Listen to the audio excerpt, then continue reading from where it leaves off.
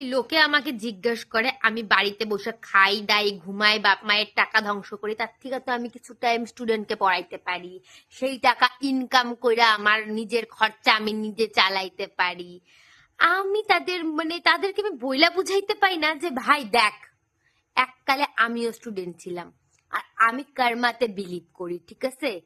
আমি একদম অখাদ্য মার্কা একটা স্টুডেন্ট ছিলাম, যেটা হলো স্টুডেন্টরা টিচারদেরকে হেনস্থা করে যে এইভাবে সেইভাবে, সেরকম একটা স্টুডেন্ট ছিলাম।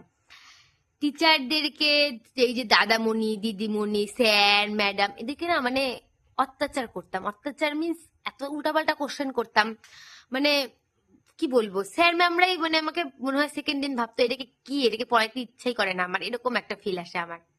সব থেকে বড় কথা, আমার ছোটোর থেকে কোনোদিন টিচিং লাইনটা ভালো লাগতো না, তো ওই স্টুডেন্ট পড়ায় টাকা ইনকাম করব ওইটা আমার কোনো দিনই পছন্দের না, ঠিক আছে? আর তার থেকেও বড় কথা, আমি জানি একটা স্টুডেন্ট একটা টিচারকে ঠিক কিভাবে মিমিক্রি করে, আর আমার সেটা পছন্দের না, তাই জন্য আমি স্টুডেন্ট পড়াই না। হি হি, সিম্পল, ব্যাং।